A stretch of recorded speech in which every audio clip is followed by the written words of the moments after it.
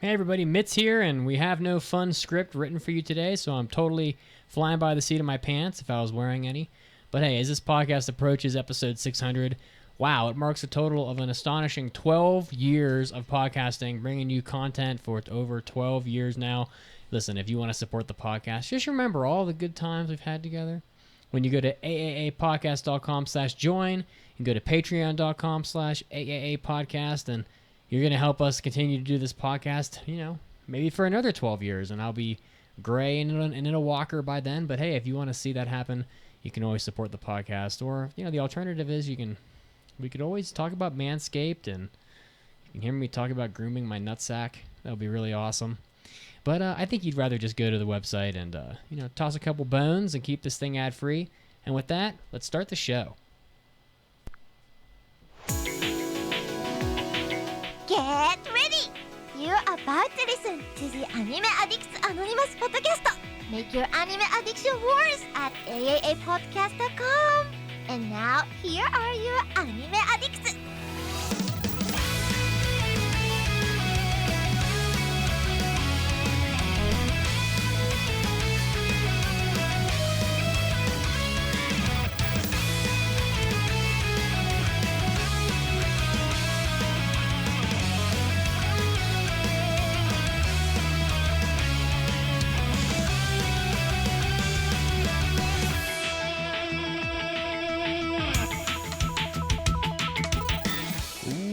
Welcome into the podcast, the 599th episode of the Anime Addicts Anonymous podcast.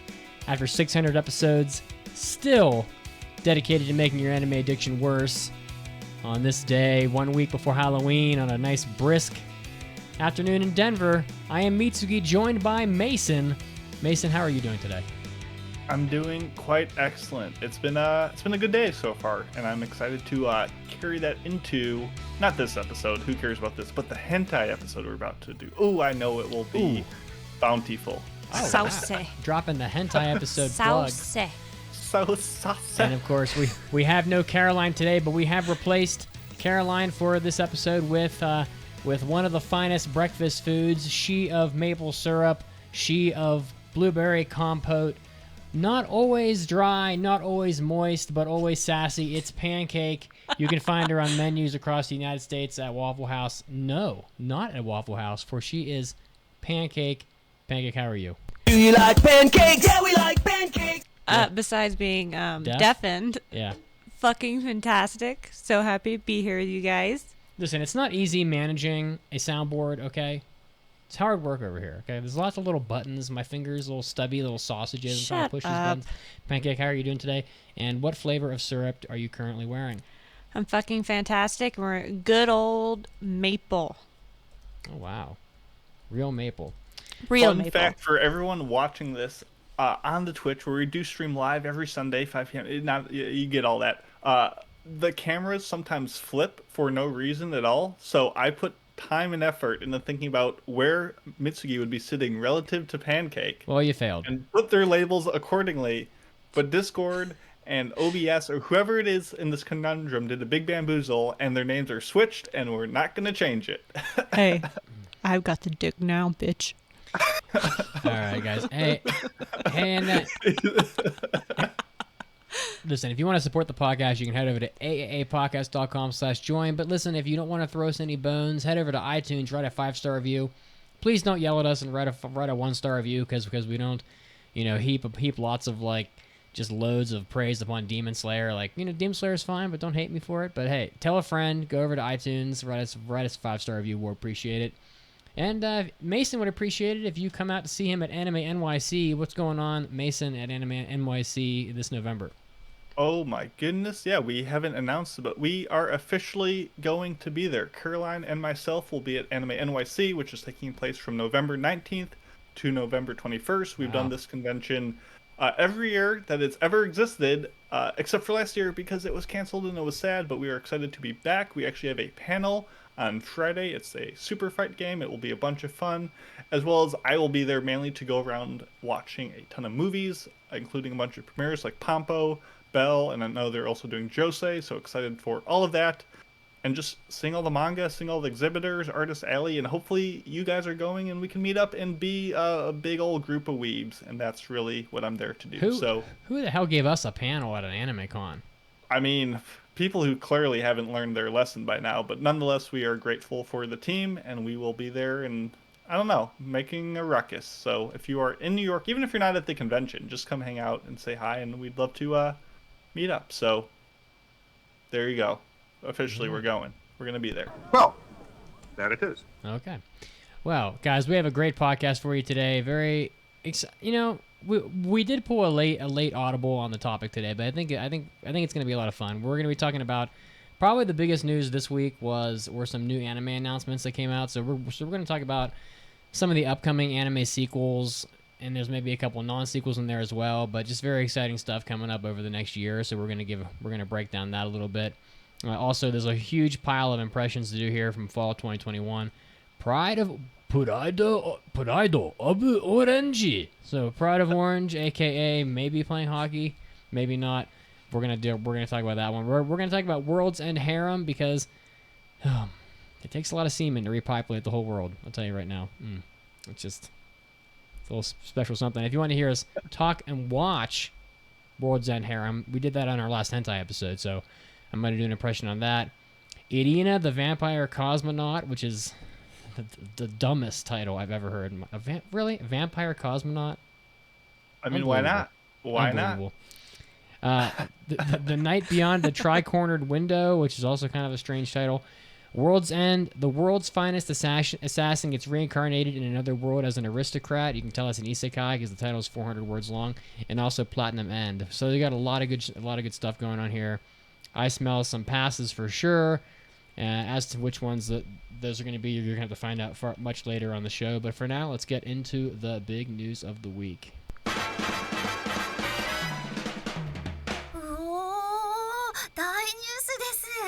It's time for big news of the week. I'm pretty sure Mason's the only one with any big news. I tried my best, but could not find anything. So Mason, what do you got for us?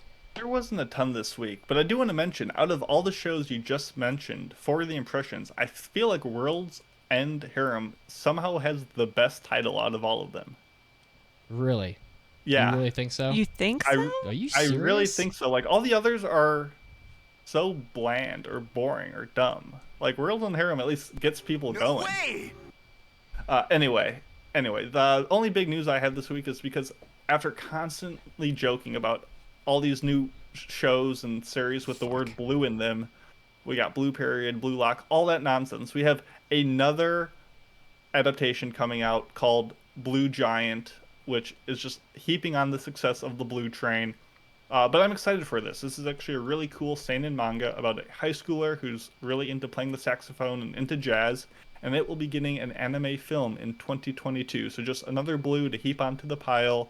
Think of like Blue Period plus like Sakamichi no Apollon, aka Kids on the Slope. I've got high hopes for this one. So really quick, big news. It's barely even worth remarking on because it's not out yet, but I'm excited. So there you go. I never want to hear the word period in a title. All I can think of is a girl's period. Well, when you say blue period, I think of the pad commercials where they pour the blue shit on the pad. What if you were like an alien and you had your period and it was blue? Then that would be weird.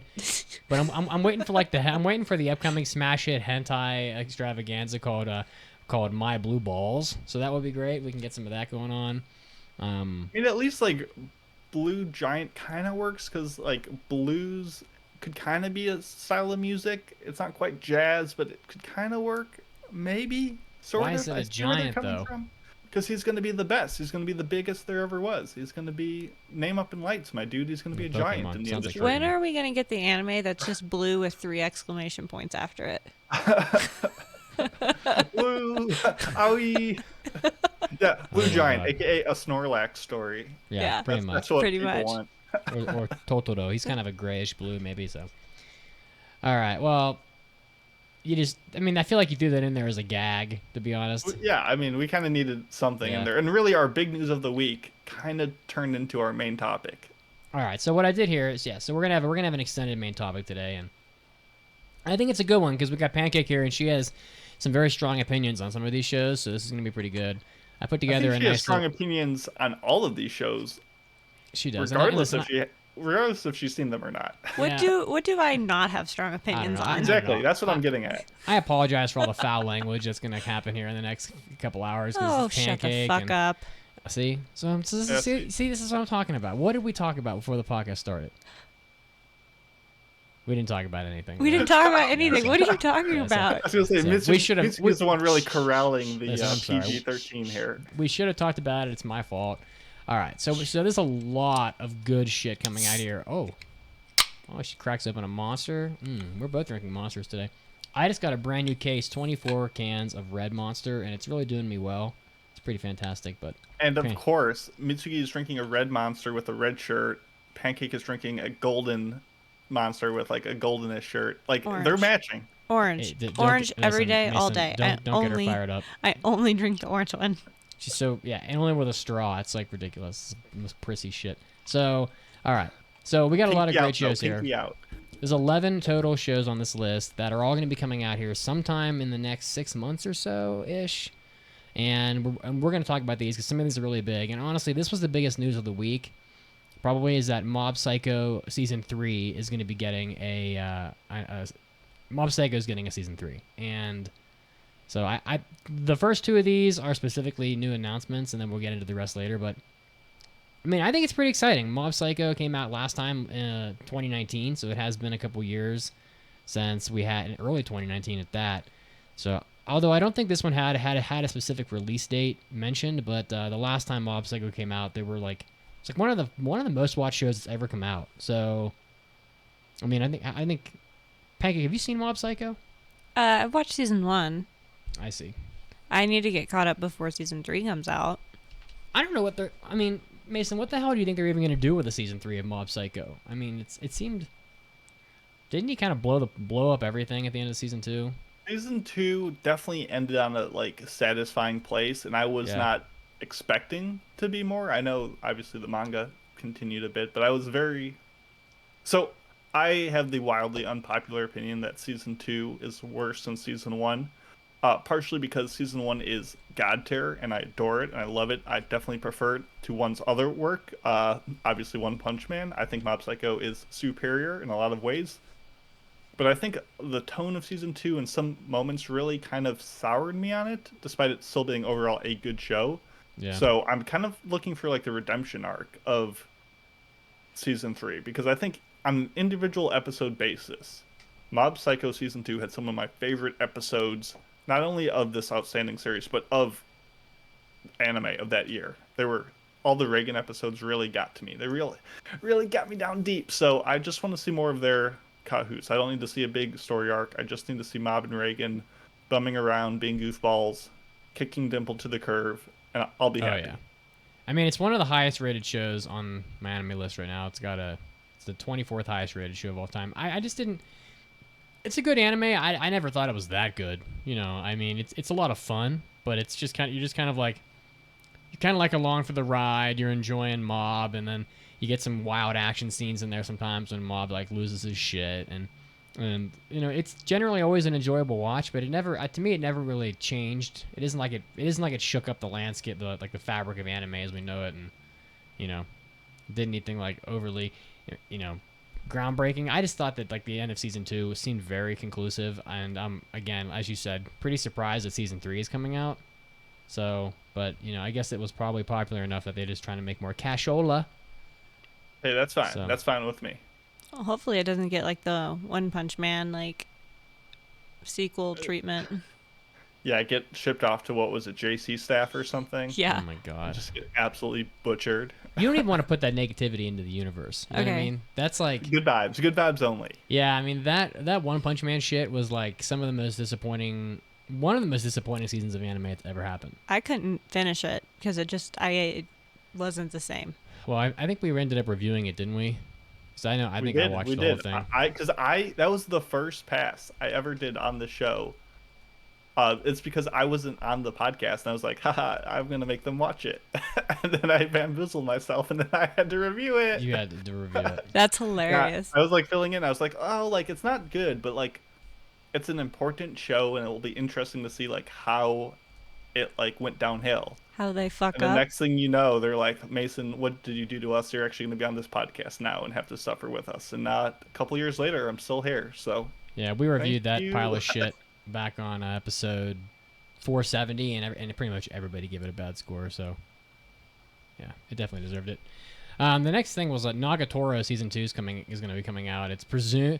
I looked it up. It's presumed to be fall 2022. It's not announced. It's presumed. So don't don't hold me to it with like a gun. Don't shoot me in my face if I'm wrong. But it hasn't been that long since the last one came out. But I never watched Nagatoro, so I mean, I'm guessing. I don't think Pancake watched it either. Mason, No. do you have any thoughts on this either way? Because I mean, I didn't watch this show. We never covered it. I watched a bit of it. It definitely was not my style of humor, but I feel like the adaptation really did the manga justice. Kind of similar, not to spoil what Caroline will probably talk about, but Komi Can't Communicate was another series that, reading the manga, I was like, I'm not really getting the hype behind it. I really don't love it, but the adaptation is so solid that I can see why people loved it, and it's already a popular thing to begin with. So, good for Nagatoro fans. Glad they're getting more of it. I'm guessing, based on the way that I've heard the manga goes, it will be better in just being more wholesome and more genuine, and actually the relationship will develop, which was good. It's not just bully o'clock all the time. So, hooray! I'm not opposed to this at all. I want to watch a Nagatoro. I didn't see Nagatoro, so maybe this happens. But he had to just like, if she's really that bad to him, he had to just like paw off and just like whack her right in the face. Well, she's a fucking bully. How much bullying can you take before you just lose it? He can take a lot. He can take a lot. He shouldn't. Maybe he he's shouldn't into be it. taking Yeah. Well, maybe He's into it. Well, maybe he's a little. Don't kink shame. Maybe he's a little subby. I've also He's like, heard that they definitely like make her less drastically awful than she was in the manga. She's So- like, yeah. Anyway, he had to just drop kick her in her face. If she's all like, I've been shady to you for 2 years, but now, I want to like, but now let's like be a couple. Like he had to just tell her to go fuck, take a Mitz long hasn't walk seen off a short show. pier. Also, Mitz drop kick her into Drop the kick her in ocean. the fucking face. Say we need to talk, and then proceed to not talk, and just fucking drop kick her. I mean, she's Give her close the enough to Moe people's elbow. anyway. It's- She's close enough. You can drop her in the pit of hell with the rest of Oh, them. she's definitely Moe adjacent. Yeah, she's Moe adjacent. It's good, close enough. So this next one, we're now into like the stuff that's coming out here in the future, and I think these are all extremely big titles. Pretty much all of these are gonna be the most watched show in any season they come out. But this first one, I don't have much to say on this, but I imagine that Pancake and Mason do. But Chainsaw Man was presumed for this current season, but then that clearly never happened. So I assume it's gonna come out probably sometime in the next 6 months, but there's already quite a lot of people have already tagged this on my anime list to watch it. The PV for it is really good.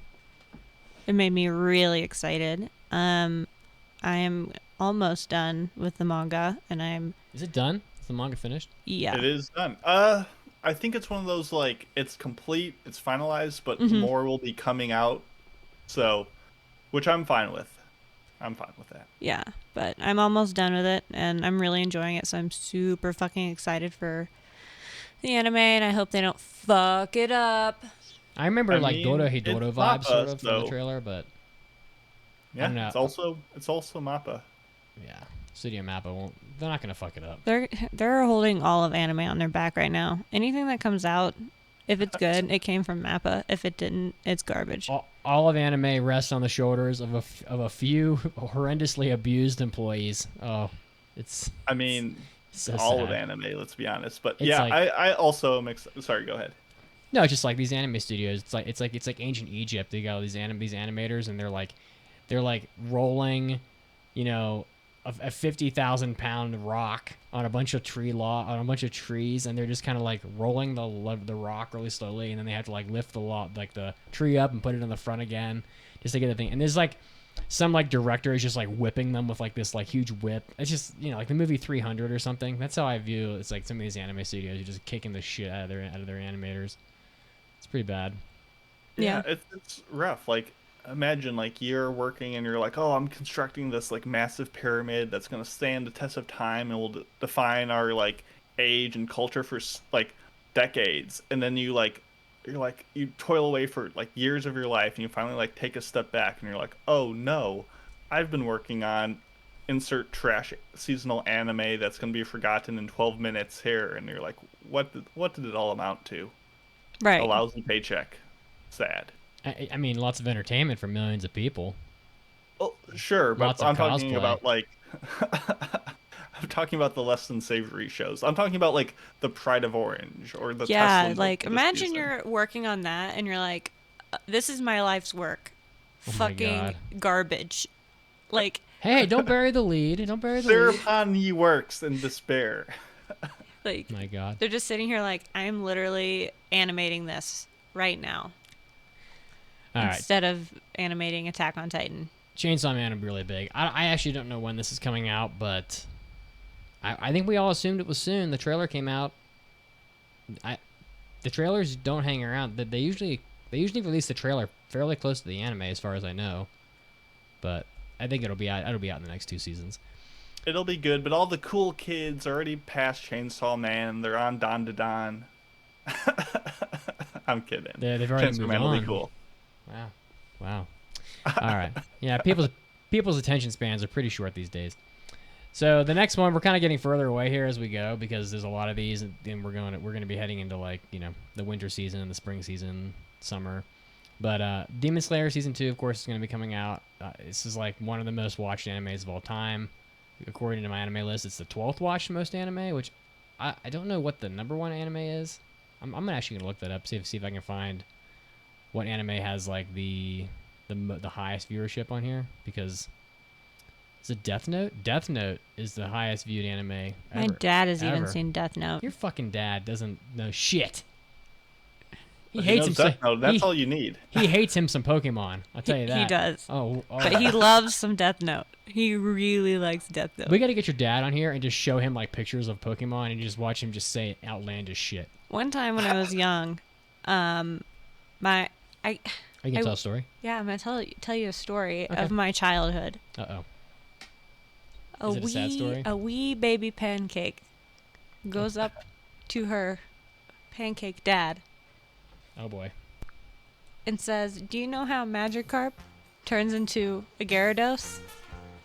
And he looks at his probably fucking 5-year-old daughter and goes, "I don't give a fuck." And that was it. And I never talked about Pokemon again to my dad. I was expecting you to stare him like dead in the eye and be like, "No, level 20." It evolves into a Into Gyarados. Whatever. I do not give a fuck. gosh. And there's a red one in the lake if you go to a. Yeah, She's no, like, no. At that point, my dad would have picked me up and chucked me out of the fucking window. He's like, "I'm done with this one."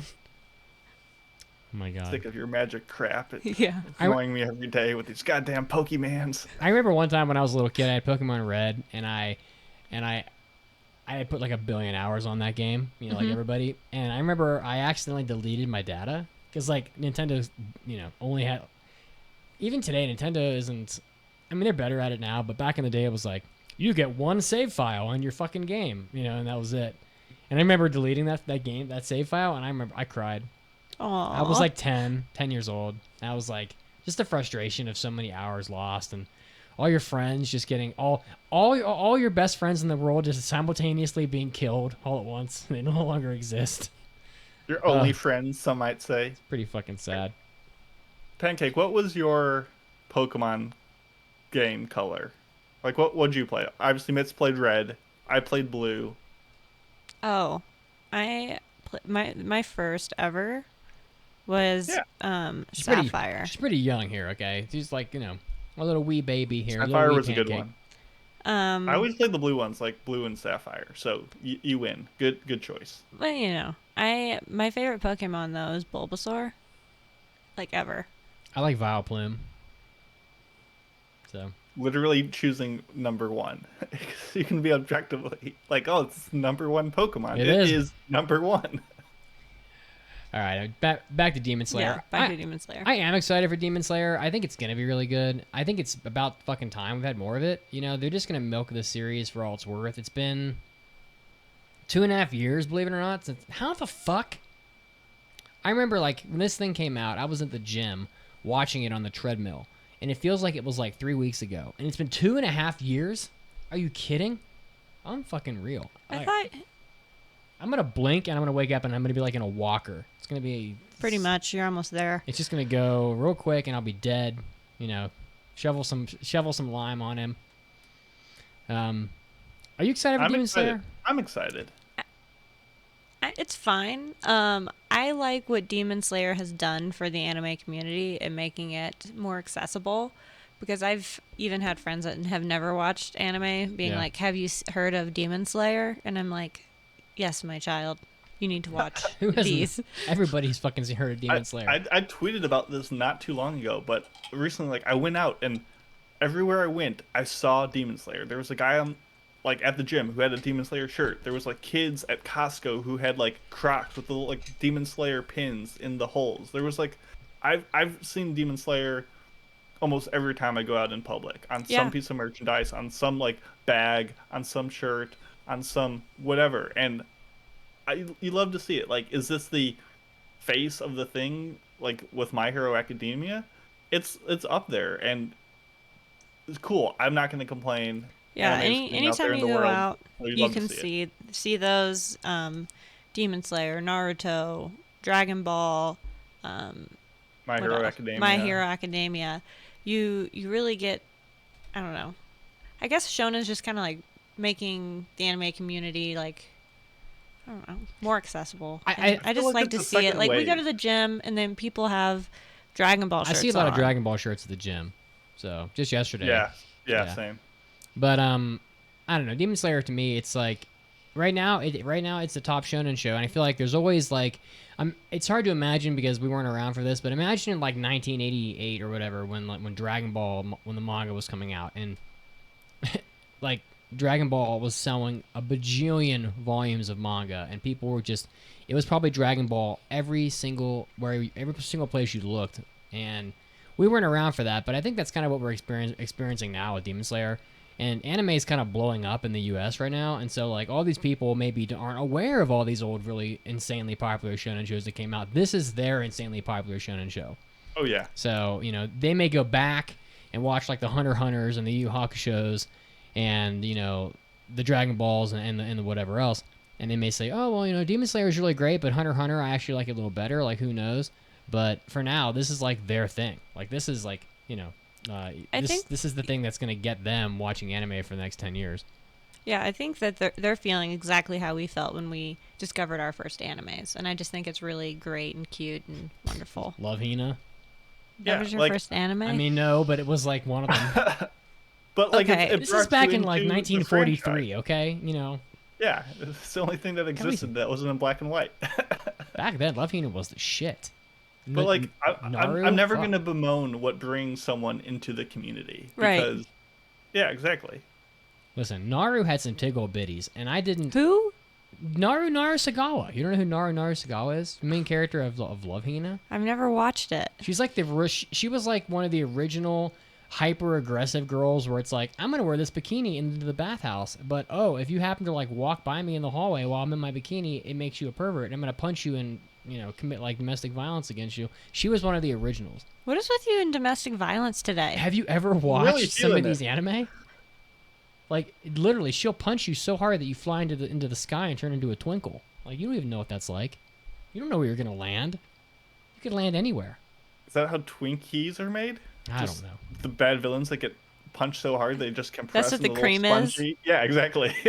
Speaking of tickle bitties, one of the things we're gonna do on the hentai episode after this is play a game of we're just gonna go through a list of some of the most classic overly sized breasts on all of anime history, and we're gonna try to decide whether or not they're augmented or not. Are these tickle bitties real? Are they like really just wonders of nature, or is this like a man-made thing? Are we talking about like Niagara Falls? Or are we talking about the Eiffel Tower here? You know what I'm saying? Yeah, I know me, for one, wants to know if Mitsugi's pecs are pec implants. Can they really be that naturally large? He's popping them. We vibing. Listen, I don't feel so tough after that. After going to that CrossFit yesterday. My fuck. My titties are sore. Listen, it was so frustrating yesterday. At that CrossFit, literally back when I was doing P90X over and over again, that workout would not have been a hard thing to do, honestly. But yesterday I felt like a crippled old man trying to do these like 100-pound thrusters with like my bad back.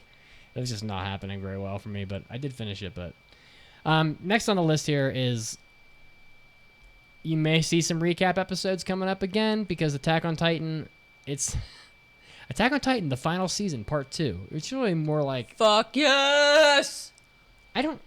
I'm sorry. It's not, the last season was not the final season. This is the final season. You can't have a final season a second time. It's They the really final should season, call it- part They 2. really should call it Attack on Titan Final Season Part Last. Like really, like some Gintama level. Like this is the last one, I promise. Comma, we promise. Yeah. Yeah, Yeah, so for it's, real this time. it hasn't been long since this one came out before. This just happened like, last winter or this winter 2021, but it's 1.3 million people had this tagged on Mal last time around, and it's already got 350,000 people are already preparing to watch it for this upcoming season, so it would be massively popular. Mason, are you up to date on Attack on Titan? Anime wise, yes. I have not finished the manga, I so haven't either. I've heard the tumultuousness about it. Curious if that will bleed into the anime, if they'll tweak it around a bit. But yes, I am caught up to the final season, and I am excited. I'm excited. I think the change in studio definitely shook some people at first, but overall, it is better than where it began in my mind. So I am excited to see how it closes up. Yeah, I hope it wraps up really, really great. I hope they don't fucking botch it. I'm kind of torn between them changing things up from the manga and keeping it just like the manga. I haven't finished the manga either because I want to experience the anime without any judgment. If that makes sense. Will Aaron Yeager continue to look like he smells like cat pee? What do you think? Predictions? Most definitely. Will he shower? No. He will not shower. We've seen him shower. We've watched him shower twice in the first part, and both times after he got out, he still looked like he was rank as shit. It's called He's got those soap, cool- motherfucker. Got those cool tattoos now, though. The little black lines coming down. Oh, yeah. Ooh, so cool. He'll wash off if he showers. It won't. It's not going to be fun when he's in a job interview and he can't get hired because he got face tats. Anyway, it's neither here nor there. I'm really excited. We'll probably do week by week recaps of that because I know we're going to be watching it. All we're going to be missing is more Dr. Stone. No. Oh, where's Dr. Stone on this list? Maybe it'll be later. It'll come back. This next one's a Mason and Pancake special, JoJo Stone Ocean Baby. Yes. Florida Man arc, let's go. I'm ready. How excited are you for Stone Ocean? Pancake, you first. 10 out of 10 excited. Wow. That sounded Like- she sounds so excited too when she says it. 10 out of 10 excited. No, I'm super excited. I love JoJo. It's just a fun ride, and all the characters are great, and just every arc has just a special character. It's just, I don't know. What about Narantia? He was your boy. I don't like talking about that. And what happened to Narantia? He turned into a barbecue Swiss cheese. entree. I thought he was like turned into like a flower bed or something. No. We can't talk about that. That's spoilers. Oh, okay. Mason, how excited are you for Stone Ocean? Pretty excited. I'd say 8 out of 10 excited. Wow. Give me 8 an out 8 of 10. 8 out of 8 10 out of from 10. Mason. Wow. I think there's going to be some slow bits at the beginning, but there's moments in part 6 that really elevate it. There's some really cool fights. The ending, I am personally a massive fan of. I'm ready for people to be very upset by it and me to cackle at their misfortune, knowing that because of the way it ends, we're going to get part 7. And part 7 will be God Tier, and it's all a stepping stone to that. Oh, wow. And then we can talk about part 8, and the train continues, the pain continues. With JoJo lands, oh, it just never stops. JoJo forever till I die. I gotta catch up. I'm like 100 episodes behind on JoJo because I've been on like episode 10 of part 4 for like, I don't know, 5 years. Mhm. So I really need to pick up the pace. But Of course, Like, it's so much of JoJo I don't think is good. Like, I think it is bad in so many ways, but it nails an essence and just atmosphere of fun and just moments that make you so excited and glad to have watched it that it all redeems itself. So, And the memes. and the memes, yes, shit post Crusaders, it's so good. well, this one comes out in December 2021. It has been a while since JoJo Part 5. Yeah, Part 5. Yeah. So I mean, it's been about 3 years. It's been 3 years since last JoJo. So that's like Yeah. it's a long time. Yeah. They Remember? better, God damn, at that pace, by the time they get, what part are they on? Are they on like JoJo Part 9 now? Like what? So We're about to start part 8 6. No, he's talking about manga wise. Oh, okay, right? okay. Yeah, So with part manga. 8 finished just like 2 months ago, and Araki was like, I'm gonna take like a short break and then start up JoJo Lands, which people are presuming is part 9. JoJo Which Land. please, Araki, take all the time you need. You've been working nonstop for like 27 years. You need to rest. You can't be a 27-year-old boy for the rest of your life. Exactly. God, but by He the never time they ages. get around to JoJo Part 9 at this pace, I'm gonna be like 50 years old. I'm gonna look like Joseph Joestar in Stardust Crusaders. So As long as it here's the wraps thing. up. So JoJo Part 8, like, he started writing that, like, before the anime really even started coming out. Like, that's been going on for, like, 20 years, I think? No, like a decade. Yeah, it's been going on since A 2011. long ass time. And that's, like, when the anime really started being a thing. So, like, it's catching up pretty quickly, like, relatively to the pace of writing, so... All right. Well, JoJo, We'll see. I really want to catch up. Fuck. I'm never gonna catch up though. There's so much stuff to Nope, watch. you're dead.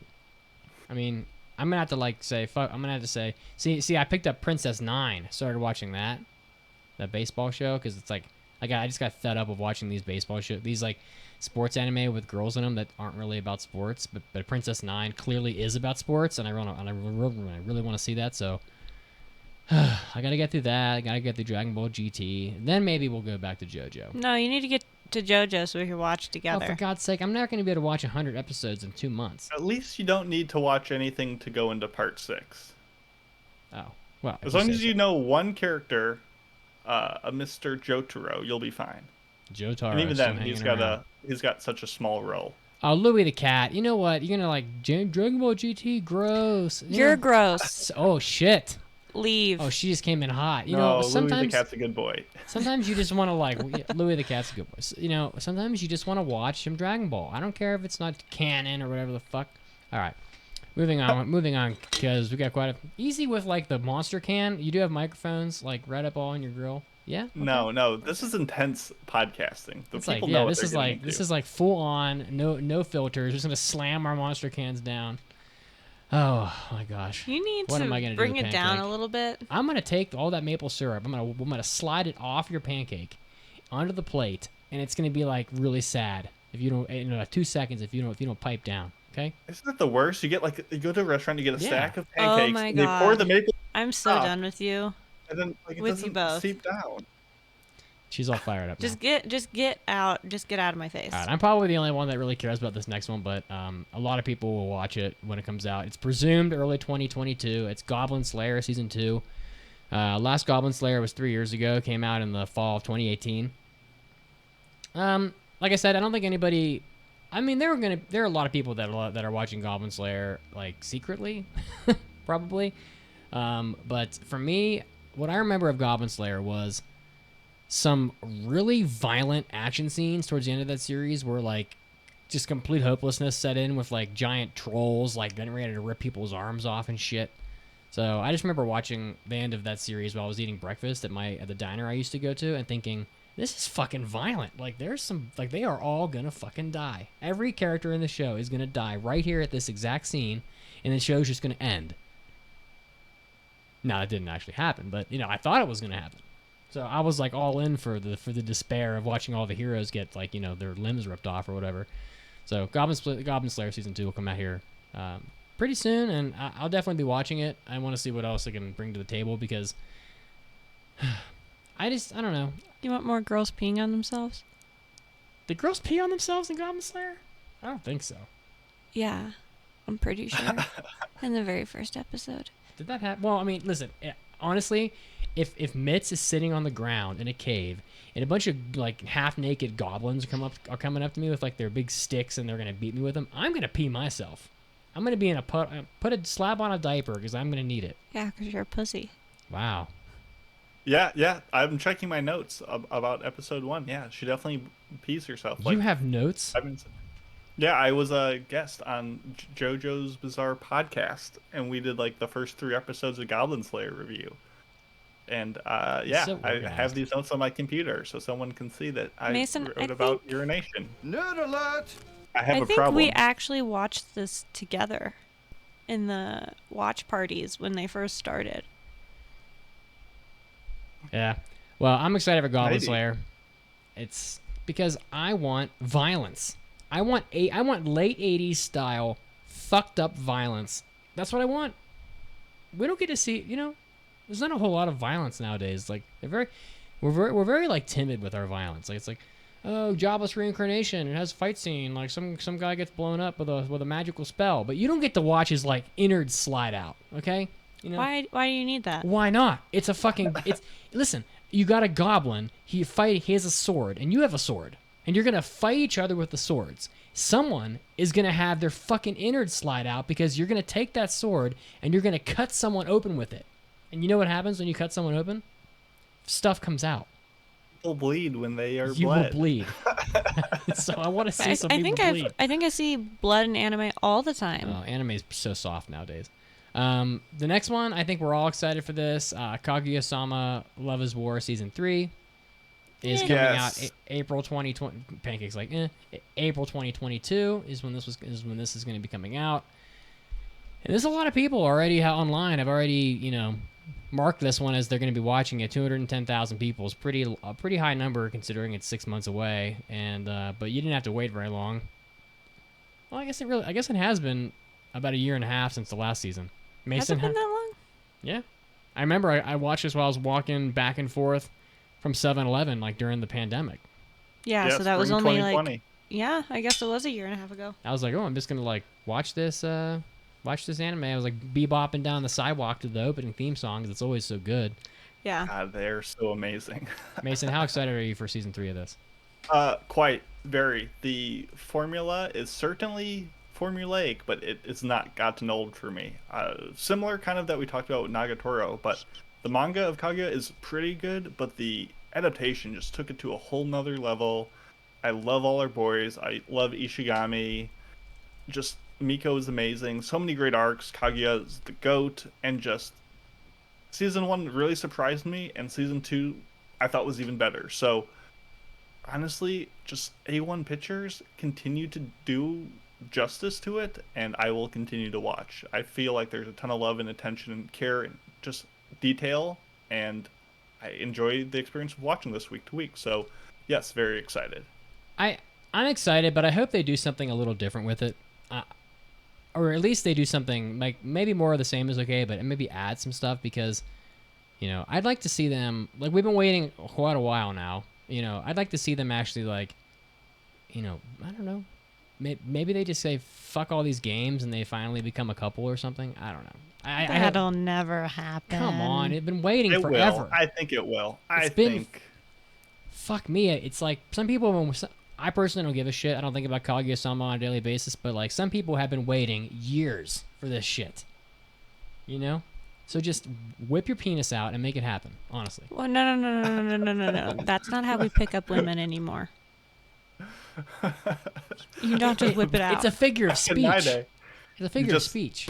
Flop it on the table No. and say, that's a This is what mistake." This is And what I'm then you're- working with. And then, Swipe and then you get right or carted left. off into the paddy wagon, and you're never seen again. Oh my word.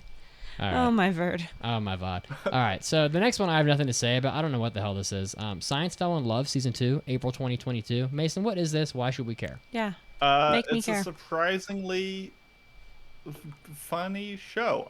Similar to Kaguya, once again, I was super skeptical going in, and I thought it was pretty fun. Obviously not on the same level of animation and humor, but it just was just stupid enough and took itself just not seriously enough for me to kind of enjoy it. So think of the other, like any romance where it's a guy and a girl and they can't really quite connect, and it's not because of lack of communication, but this guy's just so dense to like non-scientific terminology that he can't, like, he knows he likes this girl, but he won't accept it as just feelings. He needs to prove it with numbers. And he tries all these experiments to like quantitatively define why he loves her, and it's so stupid, but it's kind of a fun time. So Okay, it's a that good might be watch. fun to watch. It's like, like episode 1, they do, like the Kabe Dono where the guy like presses up against the girl and like slams his hand into the wall and like gets Oh, really yeah. intimate. Like everyone loves that, and That's he's a like, great oh, move. maybe if I do this more often, it will elicit more romance. So he's just there like pounding the wall constantly, and she's just like, this is the stupidest thing ever. He's like, it's not working. Is that what that's called? A Kabe Dono? Yeah, it's like a wall That slam. sounds I like a think they call it. dirty sex term. Well, it Let me kind of check. is a I could be sex wrong. thing, sort of. That might be wrong. Yes, Louis, it let's- is an anime about Mason. Yes, it hits too close to home. That's why I like it. Oh my goodness, Japanese wall. Yeah. What's it called? Kabedan, not Kabedan. Dono. Kabedan. All right, this next one is controversial. I didn't really realize how many people had watched this show, but it was kind of shocking. And I don't know if I'm excited for it or not, but I'm excited to be in the pop culture with it, I guess. But that's Shield Hero season 2. Like, this is like more people watch. This is about as many people watched Shield Hero season 2 as watched the last season of Attack on Titan. So that's pretty, like, that was pretty shocking to me. And if this anime was coming out right now, it would be the highest watched anime of the current season, with just the amount of people that have marked it, even though it doesn't come out for 6 months. So I just don't remember. I don't remember the first season of Shield Hero being very good.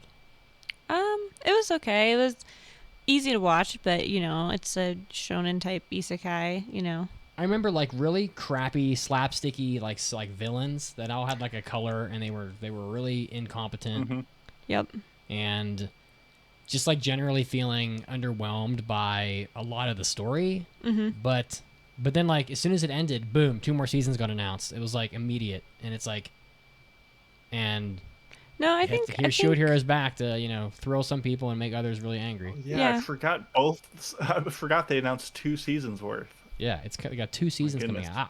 I didn't bother to mention the second season, but or the third season rather. But Yeah, the second announced season. But I don't know. It's like I know I'm gonna have to watch it. It's gonna be, we're gonna cover it no matter what, because even if we fail it, it'll get passed anyway. But from the listeners, but if nothing else, I guess I'm excited to be like, because I'm old, like I'm not watching every anime, and it's like no, I'm too busy for that shit. it's nice to like be watching the show that everybody else is watching, and then you can like be part of relevant conversations. That's kind of how I feel with video games sometimes. Also, but I wouldn't say I expect it to be particularly a great anime season. Maybe it will be. I don't know. How do you feel about this, Mason? Pretty mixed. I mean, I was mixed on season 1. I gave it like a 2.5 out of 5. I thought it did some things well, did some things problematically, but overall it was, as Pancake said, kind of just an easy watch to just binge through it. Like, it wasn't It's the just worst mindless, thing, but it wasn't, easy. Yeah. Like, For- pop an anime on to watch an anime. There's some cute characters. There's, some, I don't know, just basic shit in it that's just easy to digest and just zone out for 30 minutes.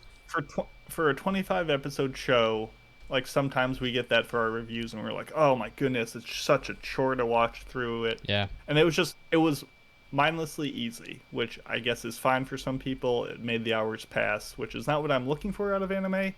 But the whole, art guy being like not the hero and the world against him makes you kind of cheer for him despite him kind of being a bad boy outcast. I don't know. It was like, I will probably not watch season 2 unless people start really singing its praises, and then I will doubt them and wait for some, then give it a shot myself. But I don't know. I'm in no rush, but good for the studio that they think they have enough of success to have their Yeah. next 2 seasons ready to go with. Zero Ryoko on Twitch says that Raptalia was the only redeeming thing. I sort of agree with that. I thought she was, besides being a very cute character, was a good character. But yeah, that might be true. But Mason, you're gonna end up watching this show no matter what, because if you think this show's not gonna get listener picked, Oh, it absolutely will. absolutely abandon all hope, because you'll be watching it for sure, probably. I don't hate Shield Hero. It's because it probably makes that studio a bucket load of money, which means that studio can then turn around and make things like Made in Abyss Season 2. Oh yeah, which is the last one on the list here for an undisclosed date in 2022. And have I no love that words. show. I just wrote Pancake Gush Go on the notes. Go ahead, Pancake. Why do you love Made in Abyss, and why are you mad at me because I haven't watched season 1 all the way through? Okay, because it's fucking awesome. The music is amazing. It looks amazing. The characters are great. There's this journey that's like going basically into hell, and it's just got all of these just great things, and it's just I can't even form words, and it's just like blah, blah, blah, blah. That's how I See, feel. that's why I make noises on the podcast. I'm just like, ooh, words are hard. Yeah. Nailed it. Made in Abyss good. Made in Abyss good. Can confirm. I get why people are hesitant, and it's a little violent and adult and gruesome and gory and iffy and problematic at times, no doubt about it. The manga certainly has some moments that they tried to turn down, but they're still a little prevalent and still a little creepy, and you're like, but the heart of the story is so engaging and compelling and so visually and auditorially like captivating that every entry from this to the movie Dawn of the Deep Soul I've been a huge fan of. So Yeah, I'm hyped. it just does it super well, and I'm super excited, and I can look past the problematic things that are in it, because I feel like a lot of anime arguably has something or another that's problematic. All right. Well, now that we've been through this huge list of these shows that have like close to an average of, I don't know, everybody's watching all these shows pretty much. What show are you guys more excited on this list about than anything else? Pancake, you're kind of the guest here, so I'm gonna let you go first. You can only pick one, so you can't pick Chainsaw Man and Made in Abyss Season 2. You have to pick one of these. Okay, I'm gonna have to say, fuck me in the asshole. Wow. Ooh, I do not see that on the That list, was- but was audience bizarre. are captivated. I'm so sorry. I just can't pick. I'm gonna have to How go. about, can we give her a top 3? Can we do that for her? You want to? No, she has to pick one. Okay, nice. Be a big girl. Just pick one. Mason, which one are you Yeah, most you go excited first. Am I picking the one I'm the most excited for, or the one I Yeah. think will be the best? for? The one you're excited for. Made in Abyss Season 2. Okay. See so easy that was? Mason just goes in, he just does it, he commits. Well, You can't even decide like what flavor of ice cream you want at Dairy Queen. no, I decide. I just make you tell them. Oh yeah. I'm gonna have to say. Oh, for God's sake. This is a podcast. gonna- You can't and off for 19 minutes. I'm going to have to edit all of this. No, this is the Chainsaw Pancake Man. experience. Chainsaw Man. Okay. I think for me, I'm probably most excited for. I don't expect it to be that good, but I think I'm most excited for. You know what? I'm gonna surprise everybody here. I'm gonna say Demon Slayer Season 2. I want to see what this anime has. I want to see this anime go from a show that everybody loves, but I don't understand why, to a show that everybody loves, and I get it finally. Yeah, I would That's like what that. I want, because to me, Demon Slayer is another shonen show that just looks better than the other ones, and that's fine. It does. It looks better, but I want to be in on it. I want to be like, I finally get it. And I'll buy a fucking anime figure of Tanjiro or whatever. So that's what I want. So I don't expect that will happen, but that's pretty So much. you make this decision knowing that from now on, for the rest of this podcast, until this comes out, I'm going to refer to Demon Slayer as Mitz's most anticipated anime. He's the most excited for it. Nothing gets Mitz out of bed in the morning like Tanjiro. He's like, yes, oh, I can't wait. Just he goes to his calendar and he's like, oh, only 79 more days until Demon Slayer season 2. My God. Check He another day off celebrates the list. every character's birthday. He makes a little. He goes and gets a little cupcake and blows it out. For them. It's not. It's Demon Slayer is not the show I'm really most excited for, but it's the one that I say that because I want it to be as good as the pedigree. That's what I want from it. I want to finally get it. So. All right, and plus me saying that will make a lot of people happy. So. Exactly. Right. Exactly. Well, Are we guys, ready to take a news break? We have a lot of impressions to get to, so let's not delay too much here. Let's get to our break then. And first is a weekly trivia question for you to brood over. In the anime, Irina, vampire cosmonaut, what is the name of the heroic dog that was the first living creature to enter orbit? And what is the name of the real-world counterpart that it is in reference to? Science. Think about it. See you soon.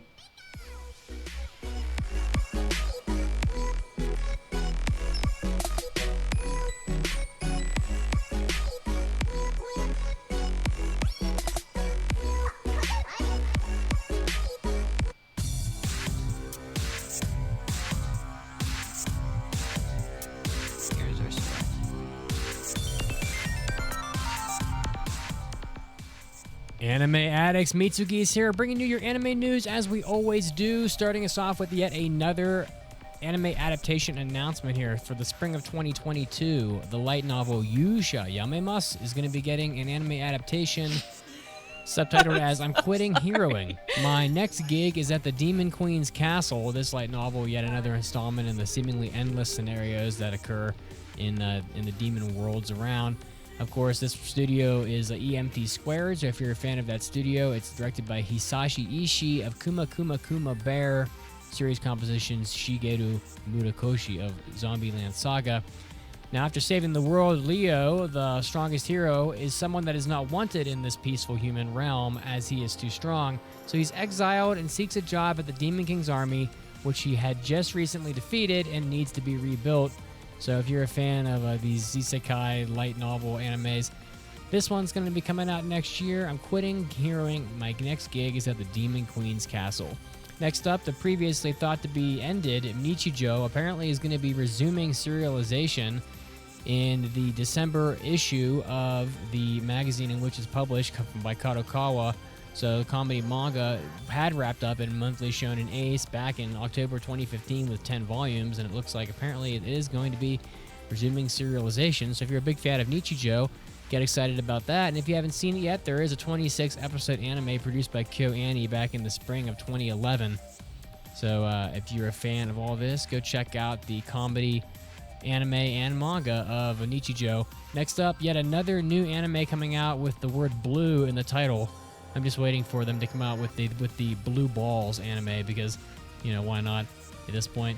It looks like this anime is titled Blue Giant by Shogakukan. It was announced an anime movie adaptation of this seinen manga, Blue Giant. So the movie is going to be opening in theaters in Japan in 2022. So if you're a fan of jazz, this is about a person who wants to become the world's best jazz player, follows Dai Miyamoto, who's a member of the basketball club, and while attending junior high one day, a friend takes him to a live jazz performance, which inspires him deeply to begin practicing music. So if you're a fan of jazz or just things with the title Blue in the title, check out Blue Giant in theaters coming out next year.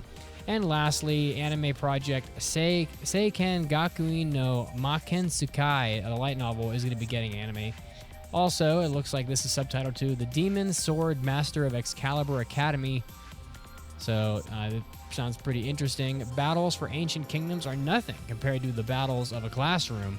Awakening from magical stasis after 1,000 years, the Dark Lord Leonis suddenly finds himself in the body of a 10-year-old boy and quickly meets a girl, Griselia, who is confronting the Voids, creatures who have nearly exterminated humanity, and determined to uncover the mysteries of this strange new era. Leonis enrolls in Excalibur Academy, another Demon King being enrolled into a school anime. Amazing. This was Mitsuki, and this was your anime news break. And now, time to get back to the podcast.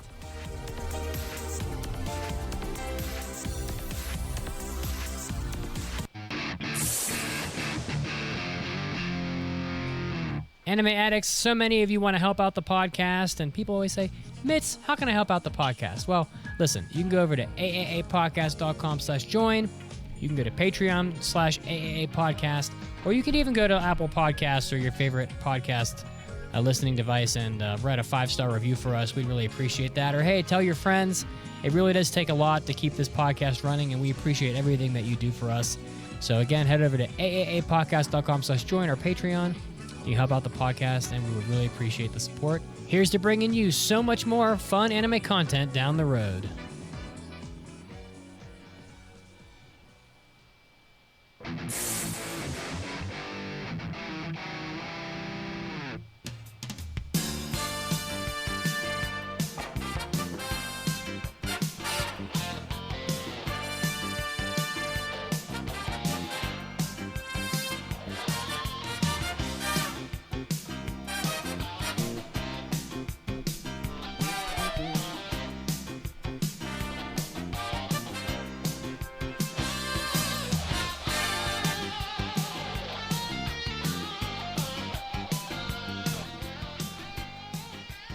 Welcome back to the podcast.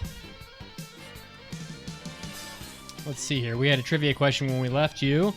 In the anime Irina, the Vampire Cosmonaut. I still think terrible title.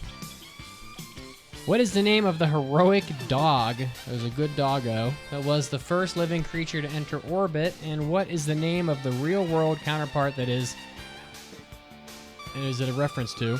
The answer is Marley, a reference to Laika from 1957, Russian, which is Russian for Barker, and in the name of the show, what?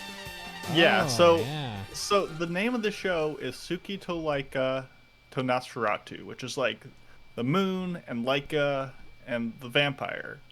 But like, so the dog is literally in the name of the show. And you love that. And they didn't call it Laika in the show, despite it being in the title, or they did in the subtitle. It's weird. I don't know why. Anyway, it's cool. It's space. My, oh, he likes the dog too. Oh, he knew. Also, my computer just like completely shut down for a second. That's why I was like, what's going on? Anyway, disaster strikes. Anyway, moving on. All right. Well, now we have Mason's favorite segment, so let's get into Unexplored Pictures with Mason. Get your popcorn ready. It's time for Unexplored Pictures with Mason.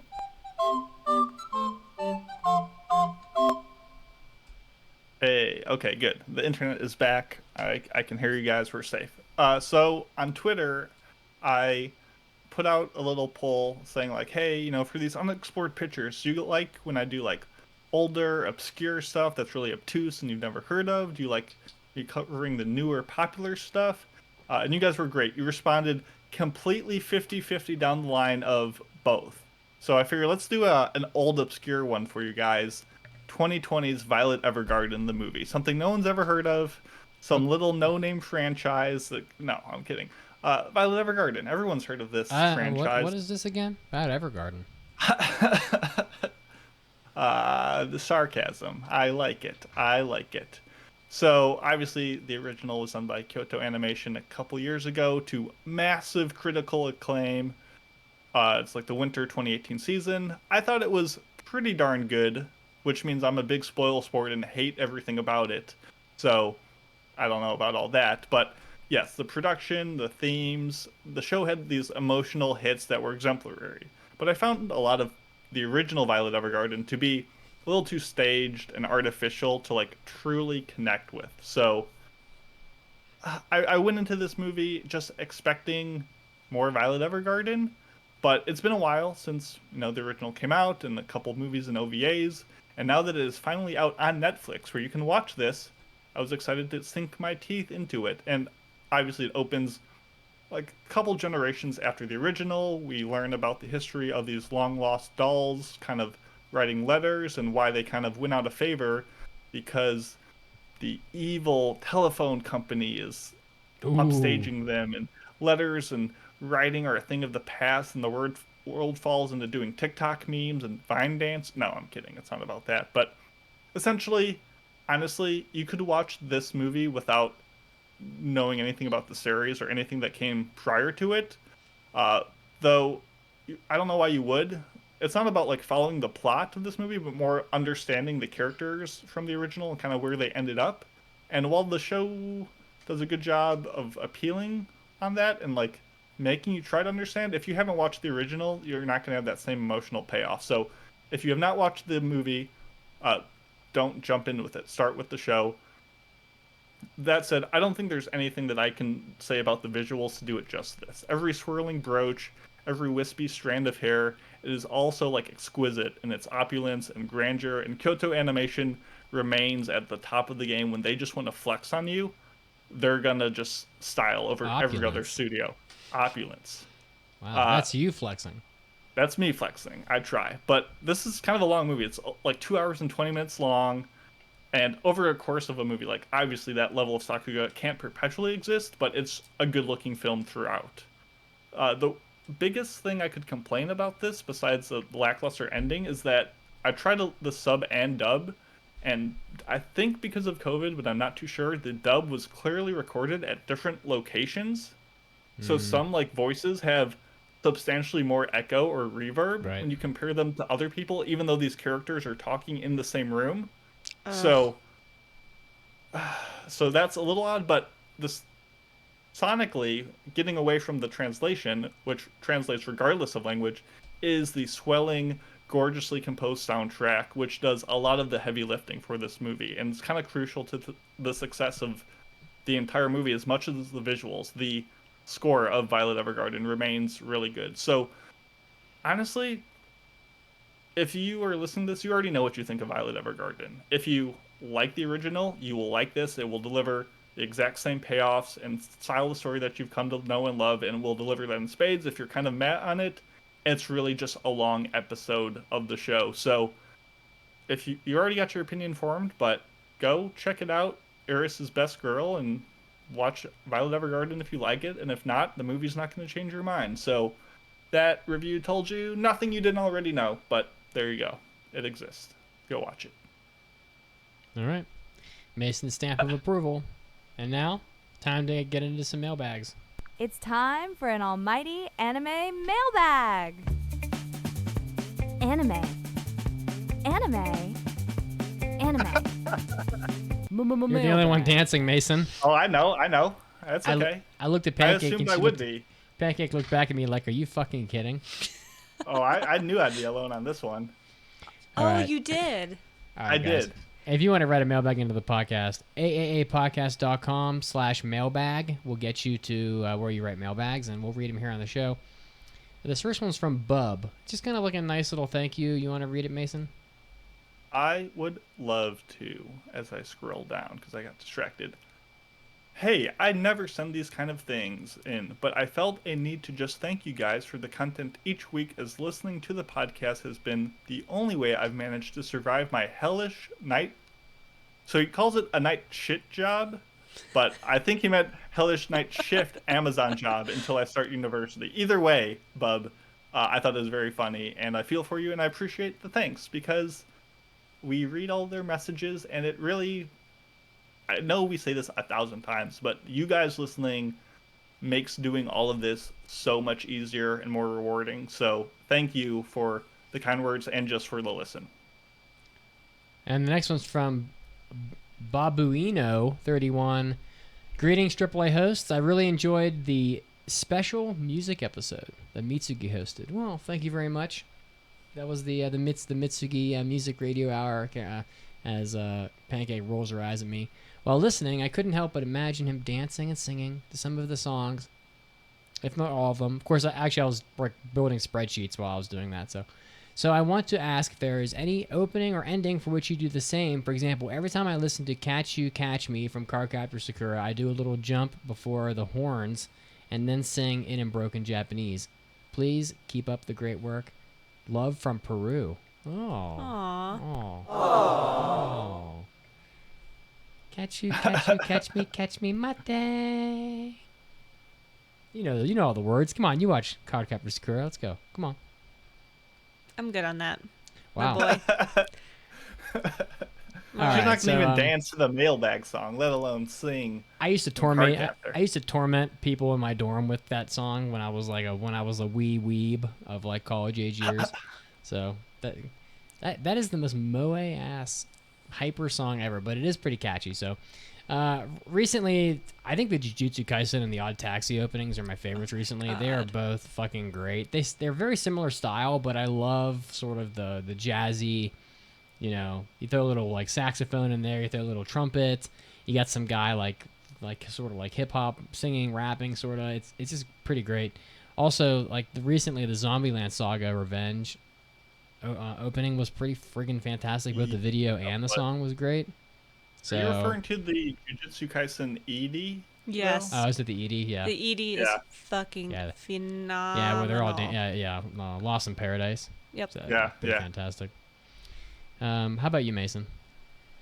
I definitely groove and move to OPs all the time. Obviously, Death Parade, a bunch of the JoJo endings from Roundabout to Walk Like an Egyptian always get me tapping my toe. The opening and ED from Trapeze get me going.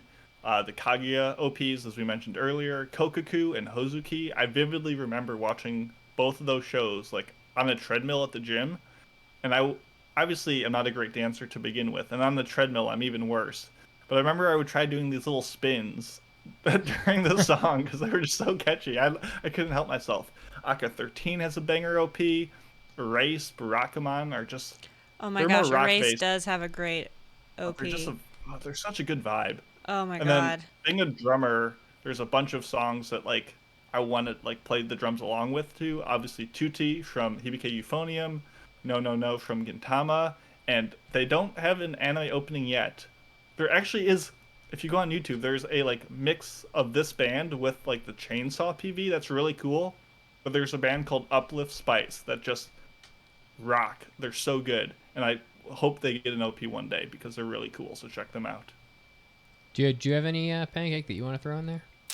I like a lot of the JoJo openings. I like. You know what really gets me going as a Pancake? Just a nice, perfectly cut square of soft whipped butter. Just like stick that little whipped butter right on top. Shut up. The Hunter x Hunter opening Jeez. always gets me. I just feel it in my bones. We're about to go on a great adventure with our friends. You feel it in your feel like- grains. On all 9 of them. Are you like a 9-grain pancake? Like I got wheat, barley, you know, like all this. Like I got like ancient grains. Did Honestly, you know that barley is an allergen in Canada, but not here? That's weird. You had to like specifically call it out. Wow. Anyway, I feel like Nerd. the Hunter OP would make a phenomenal like alarm clock. yes, it's like I am ready to take on the day. Yeah, And then, like, it just blasts off. Yeah. yeah. Lots of Naruto Shippuden openings. Just really like I feel them in my core. They forged the being that you are today. Yes, for sure. God, there's so many. You touched on a lot. Like I really, really love the Erased opening. Here recently, I really like. I actually liked Pink Blood. The opening for the two. Utada song. Yeah, I really liked that. Oh Just my a few. goodness. What was the One Last Kiss? Was that her one from the end of not the end of Oh, I don't know. Evangelion. It's the final song from Eva 4.0. That's an absolute bop. Yeah, It's on an I OP, so I tried don't hear to- it constantly, but I tried to listen to it on my iTunes account and it just wouldn't load. Pancake recently Bad. learned that Utada is not actually a Japanese person and felt very betrayed by it. So She's fucking from New York. She's not a real she's still Japanese. real to me, damn it. I know. I was like, the fuck? I feel like I've been lied to my Yeah. whole life. yeah, She's fake Japanese, but not really. I mean, her she's- Japanese is better than mine. So She's a Japanese American. She's not even just She's Japanese. so Japanese. I mean, She's Japanese American. oh, okay, moving on. Zero Roko Alright. in the chat is asking about asking me about the ED for Seki-kun, where it's literally the guy like drumming on little like desktop appliances. That's pretty banging too. That's pretty cool. But yeah, I'm not good enough of a drummer for that. So there you go. All right. Well, we got a lot of impressions to get to. We have a shit load of these from the current season, so we probably shouldn't delay. Let's head into the final segment of the podcast. Today, we're going to be doing impressions. Impression time, believe it. Ugh. Oh. All Love right. from Peru. Yeah, love from Peru. All right. So we got a lot of shows here to do, and they're all, of course, Mason and I are going to be blowing out the tank here, I guess. But I am going to be doing Platinum End first, which is the show that was, I think, created by the creator of Death Note. If I'm not mistaken, I recall Pancake saying, "Oh, this is Death Note," or some shit. Let me just make sure of that. Original creator Tsugumi Oba, who is indeed the original creator of Death Note. So, and Well, I also assume it's Bakuman. Well, I assume it's the writer of the two, because Death Note and Bakuman is like a two-man team between the author and illustrator. All I know is that Oba Tsugumi is listed as the original creator of Bakuman and Death Note and Platinum End.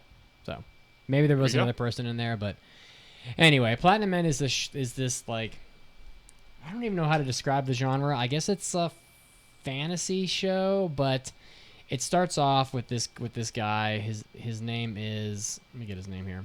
I'm not very good with names. His name's Saki, I guess. And he is like living a pretty tough life, and things aren't going well for him. And so he's actually like getting ready to commit suicide right at the like beginning of this TV show. And right as he's about to plunge off this, building, I guess it is, he's rescued by an angel whose name is Nase, and Nase reveals to him that she's been like following him for a long time, and her like whole role in life is to make him happy. And so what she did, so she grants him all these like powers. She grants him the power to like fly using wings, and she grants him the power to two types of angel arrows. One, a red one that will make anybody who's shot with it do pretty much anything that you tell them, and it essentially makes them fall in love with you. And as part of that, they'll do whatever you ask. So you can get like true answers out of them or get them to do things for you. And the other one, which is more of a rare arrow, but not everybody has it, it's the white arrow, which will instantly kill any target that it hits. And the rules of these arrows are kind of like they never actually miss the target. And at least in the case of the red one, you can only use it on the same target one time. So you can't like come back later and do it again. So it's a pretty interesting show, honestly. What happens is, I guess God has decided that they're old now or something, and they need to step down and find a way to choose like a successor to God. So there's actually 12 of these God candidates that are in the world, 12 of these people that have these angels, and in order to become in order to seize the position of God or whatever, you have to defeat the other 12 candidates. And once you are the last one to be standing, then you win the title of God, I guess. And I think I got the main character's name wrong. I guess it's Midai, I think is the main character. This sounds like a mix of Death Note and Juni Taisen. Well, you're like, maybe, I don't know. yeah, Sorry, I mean, it definitely feels a little like Death Note, because there's a lot of cat and mouse going on with,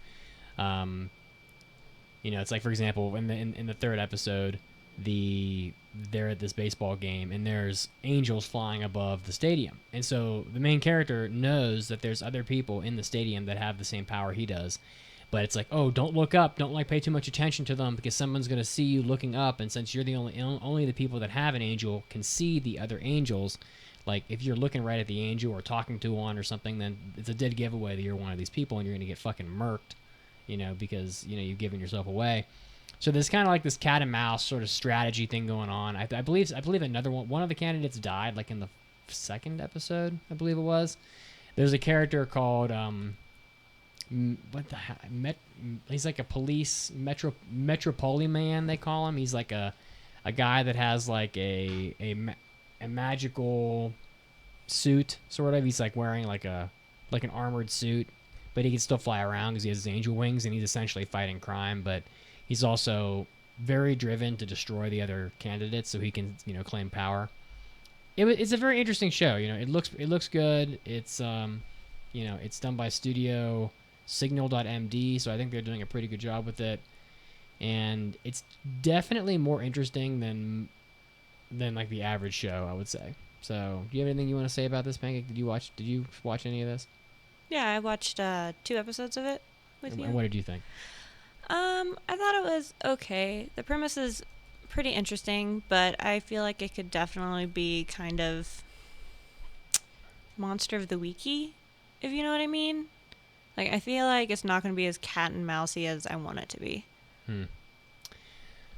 Well, I think this show's pretty good. I think it's one of the most watched shows of the season. I think that it's definitely interesting, and I want to see where it goes. And this is one of those shows that I expect that even if I didn't pass it, it'll come back anyway, and with the listener choice, because I think it's getting good reception. So I'm gonna go ahead and use up my first pass here on this one. I think that it's gonna be good all the way down the stretch, and I'm looking forward to seeing more about it. I just gotta pick a drop here that's good, and Ooh, that's a bingo. I think we'd start like on a positive note. We only passed so Nice, many yeah. of these shows, and I thought this one was pretty solid. So Platinum End, I'm gonna go ahead and keep this one. Cool. The first one I will do a impression on today is Suki to Laika to Nosferatu, aka Irina, the vampire cosmonaut. Obviously, it's lacking the word Laika in it, but whatever. Anyway, this is set in a fictional world that is very much like our own because it essentially tells the story of the space race between the USSR and America, just with not those words. It's like 10 years after a long war where 2 global superpowers, some massive communist thing in the east and some united thing in the west, and they're now fighting each other, but they can't fight, so they do it with a space race. So, yeah, it's just a Cold War kind of thing. And essentially, it is a story of 2 characters. One is a aspiring cosmonaut called Lev, who is probably not going to be one, and he gets assigned a new kind of partner to watch over a vampire named Irina. And this is just an excuse to have a vampire in a show about space. And they just mush these 2 things together and said, now kiss. And this is the show we get out of it. This is done by Studio Arvo Animation, who is a few years old. They've done We Never Learn and Monster Girl Doctor. It's based on a light novel, and it's streaming on Funimation. So this is definitely just a clear stand-in for a real-world history, but with vampires thrown in, which kind of feels like, though not as bad as Mars Red, where they're just as vampires because someone either likes vampires or has a vampire fetish, or just to have a subclass of people in the show that people can be racist towards, to say racism is bad, and how dare your sharp-toothed anime girls eat at the same table as me and use the same utensils and stuff like that. This whole show just seems to be shaping up to be a training arc with a surface level look into space flight. And it's kind of funny that for a show all about the grandeur of space and all about like the vastness and how impressive it is, the show decides to express that in all its glory with slow pans of shoddy CG as these vehicles navigate like lackluster planets. Like the space part of the show looks abysmal. Visually, when we're on the ground, it actually looks not too bad, with some ambitious shots that doesn't always work, like camera spins really jankily around a room and it just is kind of horrifying, to ambitiously pervy shots that do kind of look good, like Monogatari-esque mouth fixations when they're like eating and it shows like hyper detailed lips and teeth like closing and crunching around every like fruit, and you see it explode between them and you're like, why? Sounds gross. I mean, it looks cool, but why? I don't know. It's not a bad show. Like the 2 main characters definitely start off as the couple that don't agree. They don't see eye to eye. They're 2 different species. They don't vibe, but they begin to warm up to one another. And as they do, the art style begins to depict them. Often Irina, the vampire, is more like chibi inspired or anime-esque, and it is kind of cute seeing them start to not have a relationship in a romantic way, but start to trust and become friends with one another as Lev kind of stands up for her in face of the obvious racism and disgust that she's having to undergo by being experimented on by these humans who are just like, you're a vampire, and because you're not really human, we can send you to space for testing, and if you die, well, you're not a human. It's kind of like, what was that show? It's like the 86, where it's like, oh, you're like less than human, so Right. like we can like put you through the ringer because technically no one's dying. I mean, she's a Wink, wink, vampire, nudge, though. Is she nudge. really going to die? Yeah, not really. I mean, it's Yeah, exactly. I don't know. Like at the end of the day, while the relationship is kind of sweet, the only reason to say is if you absolutely love space, which is fine, but like there's this whole political plot line that's definitely not going to pan out, and if it's up your alley, give it a shot. It's not as terrible as I made it out to seem, but it's definitely not worthy of a pass. We're gonna fail Irina, the vampire cosmonaut. Interesting.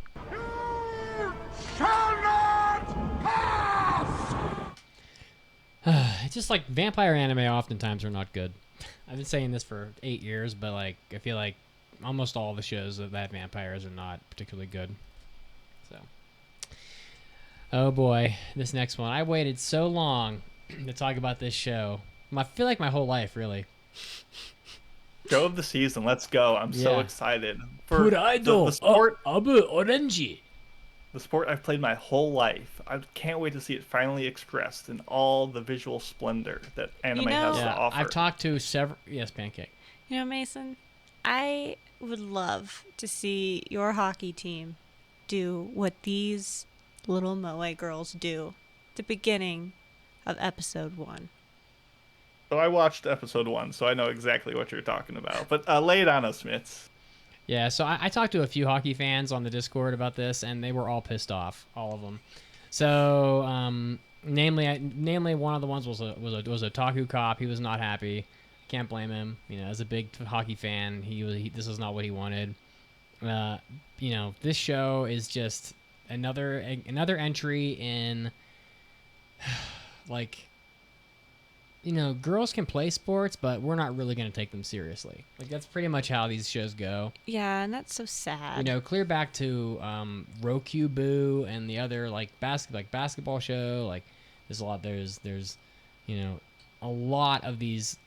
There was the rock climbing show recently, and there was the weightlifting show, and there's this just it's just ridiculous. Like, right off the bat in this show, it's like every single time that every single who the hell is at the door? It's Kibi. All right. It's hockey time. Hold on. I'm scared. Ooh, behind the scenes. Let's see. Let's talk about what's going on. Mason, time to rant. Let's see. Here's my review of 108 Byu de Kimi no Mimi wa Shiwase ni Dekiru ka. This is the 3-minute long ASMR episode where they have a girl try to just talk to your ear and creep you out and do ASMR stuff. So, I don't know. It's not good. It's not good. Even if you like ASMR, it's not a good show, and it's a nightmare. And there we go. They're back, and I'm vamping. Mitz is making a note to say, hey, cut all this out so you don't have to hear me. And there you go. It's really not that hard. They're in big trouble. They're getting arrested. The handcuffs are going on. Anytime you see someone coming to your front door, let me tell you a story. Always look through your window. Anytime you look through the peephole on your door and you see an annoying-looking lady holding a clipboard, don't answer the door. Where was I? So yeah, it's like you're episode talking about how hockey is the greatest sport ever, and Yeah. this show does it justice by really capturing the visceralness of the sport. Yeah, so episode 1 of this, it's like oh, every time we win a hockey match, we're going to dress up the players in like idol outfits and have them dancing on the ice, like shit like that, you know. And it's like you don't do that in hockey. You don't do that in any sport. There are cheerleaders in some sports that are there to entertain the crowd or whatever. The players don't go back and put on like review Starlight style, like, elbow, shoulder pad, tassels, and all this shit, dancing around on the ice in their fucking shoes. First of all, you're not gonna do a dance number on a fucking hockey rink in dancing shoes. You're gonna fall on your ass. That would be actually, I wouldn't mind that. Let's have the Moe girls fall and crack their head open. That would be fantastic. That would be better than what we got. But the first few episodes, I've seen Uma Musume. They do dances after they win races. the first 3 episodes of this show are just a bunch of nonsense. Like the team is called Dream Monkeys. They spend a lot of time like fucking around with hockey, trying to learn how to do hockey, eating cake. They do eat cake a few times. I know it's like a cliche of Moe girls, but they definitely eat cake at least once. Episode 3 was a little better because they play another hockey team from a neighboring prefecture and just get their asses cleaned up. They lose like 9-1, but it's just like it's exactly that's a spoiler. I can't say that. There are other recent sports shows where the team loses like a million to nothing basically, but because they score 1 fucking point at the end of the match, they're like, "Ooh, moral victory! Like we did great. We scored a goal." It's like, no, you got absolutely destroyed. You got your ass cleaned up. You in hockey, you lose 9-1. You might as well. It's like losing 100-40 in basketball, or in football. It'd be like if someone hung a 50 burger on you and it was like 50-14.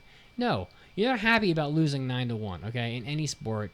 So it's just ridiculous, and it's so sad because I know, like I love sports. Mason plays hockey. Pancake loves hockey. Other friends on the Discord love hockey, and we all wanted to watch a hockey show that is like really watching hockey and not, just an excuse to peddle out a bunch of, Moe characters and pretend like it's a sports show. Because ultimately it's not. Do you have anything else you want to say? I don't understand why, if they wanted a needle pointing anime, why they didn't just make a fucking needle pointing anime. You're talking about all the sewing they were doing? Yeah, like what's up with that? I don't know. It's just go play hockey or go do your needle point. I don't need to watch you do both. Ultimately, this is an anime that is it's veiled as a sports anime, but it's really just a bunch of cute girls like just putzing around, and ultimately it's just another sports anime with girls where girls are not to be taken seriously. So it's just a kind of a shame, So I'm gonna give you the old crotchety old woman because because she's really mean. Boo! There you go. Boo! Boo! Boo! Boo! It's just really a shame because we were like, oh, I wish I could have a hockey anime. If that was a verbal statement by someone. It was probably me, and then we got a hockey anime. Every time we do an anime Shark Tank, someone always writes in. They're like, "Wow, what if we did the hockey anime?" And we're all like, "Yeah. What if we did do that? That would be awesome." There was multiple different ideas on how to do an hockey anime, and all of them sounded great. And this was the farthest thing from it. It's like all those things you wanted in an anime, we're gonna throw that out the window and give you dancing and needle pointing. Yeah, it's a bummer. So that's Pride of Orange. I really don't recommend you watch it. There's no reason, honestly. Like if you want to watch an idol show, go watch Love Live, because this does not have satisfying hockey in it as far as I've seen. If you want an idol show from this season, watch Selection Project. Yeah, there you go. There's so much more because it's just an idol show. It's not trying to be something else. And they were like, "Oh, well, we're gonna play our first hockey match at the end of the semester." And I'm like, "Okay, great. So we're finally gonna have a hockey match 9 episodes from now." It's just typical crap. Anyway, Mason, what do you got? I've got my next show, which is called The Night Beyond the Tricornered Window, because I'm too lazy to say it in Japanese. This tells the story of bookstore employee Mikado, who has always had the ability to see creepy things. And he just kind of is like, well, those are creepy, so he doesn't want to deal with them because they are scary. And he lives his life pretending he doesn't see anything until he has an encounter with an exorcist named Hayakawa, who is like, dang, this guy can see the spirits I'm hunting. Let me use him as a funnel, as a guide is a pair of sunglasses to see the world and, exercise these demons or whatever they are. So this is done by Studio Zero G, who did the surprisingly good Grand Blue Dreaming. They did the surprisingly good Science Fell in Love that we talked about earlier, and they also did the unsurprisingly not good High Rise Invasion. So, kind of a mixed bag there. This is based on a manga, and it is on Crunchyroll. And this show is essentially just yaoi adventures where they hunt ghosts. This is just spooky and gay vibes out the wazoo. And look, I have no problems with yaoi pieces of media. I like them. I think there's some great ones out there.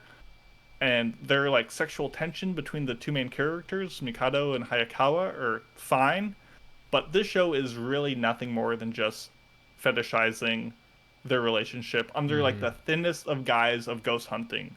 And it's very insubstantial because of that. Like, it's not the problem that their relationship is so blatant that it's a problem, but more so that like every other part of the show is just an excuse to have these two guys touching up one another, biting each other on the shoulder, just getting really handsy, and just saying these quotes that on any serious anime is just not vibing. Like, it's a lot of like, does it feel good for you? It feels good for me. And the other guy says, it's weird that I'm not getting hard right now. And the other guy's like, well, your boundaries are so easy to violate. Like, it's just that constantly throughout the show. And it gets way more explicit than that. And once again, no problem that they're in a relationship, but to try to stack this as like this deck of cards for them to go like ghost hunting and chasing after murderers just kind of is tonally awkward. So if you are into the Fujoshi vibes, go for it. You'll probably have either a laugh or a good time. Either way, it's not terrible looking. It's pretty well produced. Remember how I talked about how the music was really good in Violet Evergarden?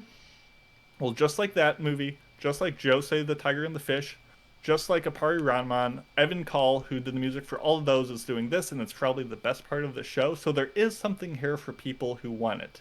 But I'd probably recommend a show like Pet or something over this one. But for now, it's going to be a fail. There's not too much substance to this show. It's just good for just two dudes getting handsy. Is this like one of those shows where you're basically just like tolerating the plot line in between scenes of guys like, breathing heavily on each other? Yeah, pretty much. It's just like for nothing wrong with that. That's fine. Yeah, if you dig it, you'll dig the show, but like there's nothing really more to it than that. All right, I guess this one's failing then. No, God! No, God, please, no! No! No! No! All right, well, from one fetish to another, now we have big tit harems. So, World's End Harem. Listen, honestly, real talk, this show got delayed. I think it's going to come out next season in reality. We watched the first episode uncensored on our last hentai episode, so I recommend you guys check out the hentai episode if you want to hear us talk about this show uncensored. I think it was 189. I think 189 is right. And to be in double real talk, I'd rather watch this show than Pride of Orange. There's no doubt about it. This show probably has it's got a more interesting storyline, I'll tell you that. Rather than just watching characters like cycle through yet another show of where we're trying to where we spend 90% of the runtime like learning how to play some sport that you should have known how to play at the beginning. At least World's End Harem has something going on, which is basically the storyline of this show is a guy has an illness and it has no cure, and so he goes into like a cold sleep for 5 years until a cure is found. And there's like a dramatic moment where he's like inside this like water tank and they're filling it with water and he's going into like cold sleep or whatever, and his girlfriend and his sister and family are touching the glass and looking down into the glass and like, oh, we'll be here when you wake up and we love you and all this. And then he wakes up and there's a virus that has killed 99.9% of the male population of the world, but apparently all the women are fine. And boy, are they ever. And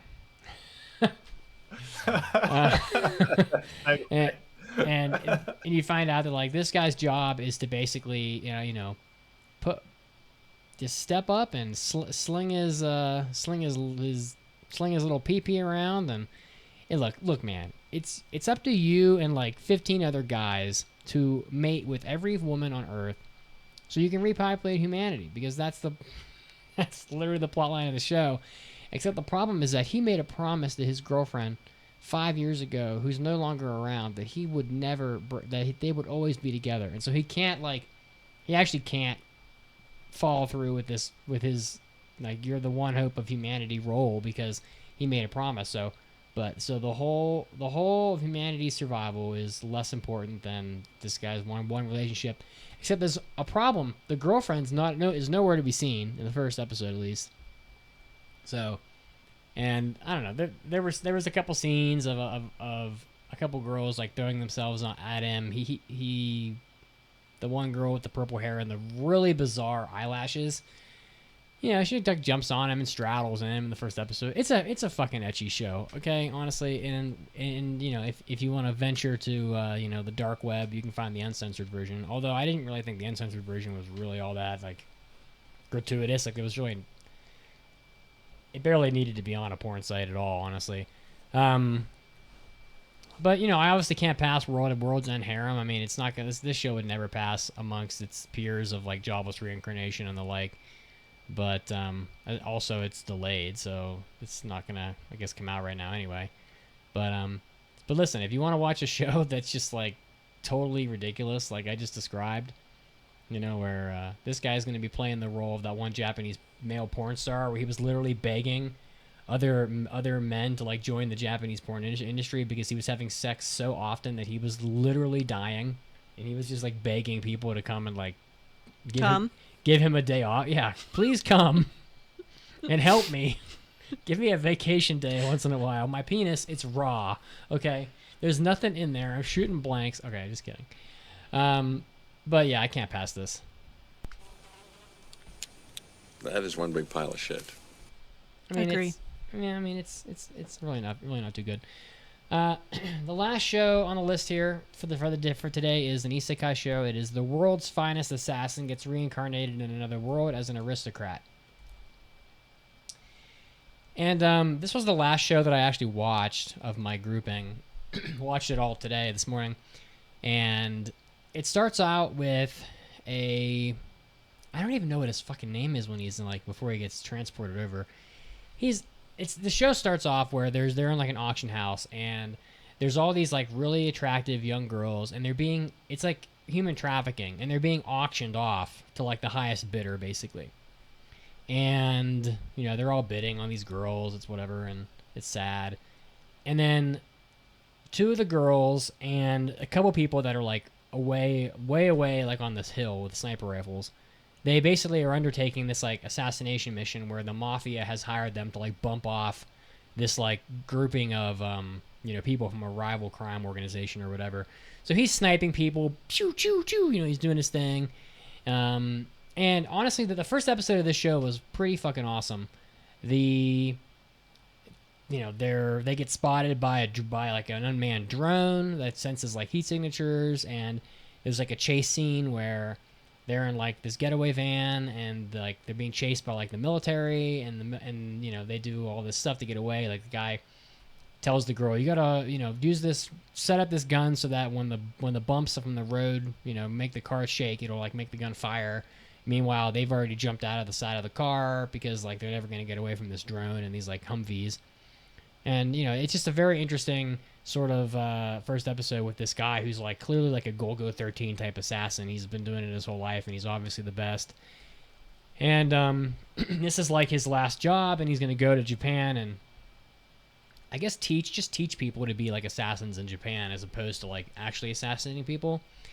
And they find out that like the mafia was actually setting him up, and the plane has been rigged to like the pilots are dead. There's a couple fighter jets in the air, and they're there to make sure the plane explodes and kills this guy. So he's been basically tricked into getting on a plane, and where he's helpless. And as he dies, he goes to an intermediary area where this goddess, her name is literally Goddess, I think here on my anime list. Yeah, this goddess character says that she will reincarnate the dude if he goes to this isekai world, and rather than like being the hero and killing the demon lord, or like going there and looting all the girls because he was a pedophile in his prior life, or just like, or having a power fantasy, his job is to go to this other world and kill the hero of the other world because he's an assassin. Because I guess the hero of the other world will defeat the demon lord, which is very cliche. But then, like a couple years after that, he will go crazy or some shit and actually end up destroying the world himself. So the job is go to the other world, kill the hero, but only after the hero has defeated the demon lord. We got to have no demon lord, and then you kill the hero. So he agrees. He chooses which stats he wants to have, and he goes to the other world. He's super OP anyway. But, through the first 3 episodes, there's, like, some pretty interesting stuff going on, and I think that it's kind of an interesting twist on the genre to have the main character actually be the one that's trying to kill the hero of the world that he was put in. Pancake, you watched most of this first 3 episodes. How did you feel about it? It seems a lot like Jobless Reincarnation. I agree. But I like the main character better. He's not a pervert. He's not as perverted. He's not perverted. There was a scene. But it wasn't him. It was the mother. It was the mother. She was trying to breastfeed her 7-year-old boy. I was like, why does that need to be in here? They did a surgery on the boy where he got like these like special eyes put in because he's a part of this assassin family, and he had like these bandages on his eyes, and the mother was feeding him because he can't see. She wanted to feed him, and she was like, her mommy milkies. And she was like, "Ooh, this reminds me when you were a little baby boy," and she's like, "Oh, if you wanted to feed from my," no, she said, "from my big tits one more time, you know, you can jump right in here." And she basically like shoves them in his face. Shoves them in his face, and then he ran away basically. But I mean, she did have some tickle bitties on her. She did. I mean, they were worth hanging around for. I'm hopeful for where this anime is gonna go. I just hope it's not just Jobless Reincarnation rebranded to something else, because there's just too many similarities. Like, they're both super like great at magic and remember everything from their previous life and blah blah blah blah blah. I liked Dia as well. They bring in this girl to train him, which also happens in Jobless Reincarnation. But they have like a very cute relationship. She stays with them for like 2 weeks or whatever, and they almost become like siblings. Yeah. So it's pretty cute. They have like a really nice bond that they form, and they're both like very enthusiastic about magic. And so I actually have 4 really solid shows this season, and it makes this job really hard to pick which shows you want. And I'm sort of playing this game of like, I know certain shows will get listener choice picked for sure. Like, there's no doubt about it. So it's a kind of like gaming the system a little bit, because I kind of like all 4 of these to get picked. So I'm gonna pass this show. I think that of the 3 that I haven't passed already that I'm discussing, this one's probably the least likely to get picked from the listeners. It doesn't have. I mean, it is one of the most watched shows of the season, but it is an isekai. The people, they love their isekai. Yeah. I know. This is the 8th most watched show of the season. This is a really good show. Honestly, it also looks great. It's Studio Silverlink, and I think the art is really great. It looks good. There's almost nothing about it I wasn't enjoying. Once again, the Silverlink curse. I can't escape it. So this one's gonna pass as well. I'm gonna take this and put it in the piggy bank. Oh, wait. Oh, and boom goes the dynamite. Which brings our past shows now to 3 for the season. We got Heike Monogatari, Platinum End, and The World's Finest Assassin gets reincarnated in another world as an aristocrat.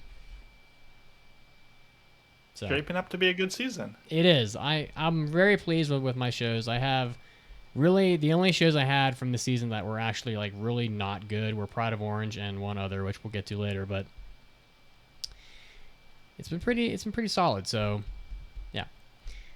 All right, and that's pretty much going to do it for our show today, guys. I think we wrapped up, and next week is Halloween. I think I want to try to do like a spookier themed episode. We're going to do spooky topic, and I'll do my best to get some like spooky sound effects going on in here. But I'm really enjoying the fall season so far. I think it's definitely Yeah, it's been hitting.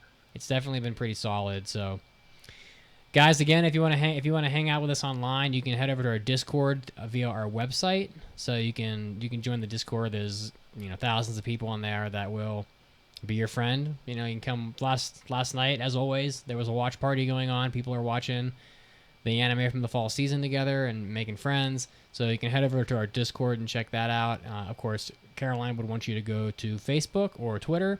You can follow us at AAA Podcast on Twitter. Mason is at Macy Pacey, spelled with C's and not S's. And, and that's about it. So, again, tell your friends about the podcast. We definitely appreciate the word of mouth. Write us a 5-star review if you have the time. Mason, you want to say any words about this pumpkin carving contest before we wrap up? I know Caroline would like the pumpkin carving contest to actually be something. Do it. You have until Halloween day to submit it, so we will be judging them and giving prizes to the winners, and participating is fun, and I am really just now at this point hyping it up so I remember to do it myself, because I've got a great idea. I just don't trust these things to actually execute it, but it's a fun time regardless, and we hope that you do it, and if not, just check out the Twitter so you can see the results, because they're fun. Pancake's going to hang out with us for the hentai episode, which we're going to do here in a few minutes. It's going to be a pretty good time, and if you want to get the hentai episodes, you can head over to aaapodcast.com/join or Patreon. You throw us a couple bones, you get all the bonus content. You'll have more podcasts to listen to than you know what to do with, I promise. So make sure to do that. We'll see you guys next week for more impressions. Until then, have fun, be safe, and watch your anime. Have a good one. Peace Bye. out.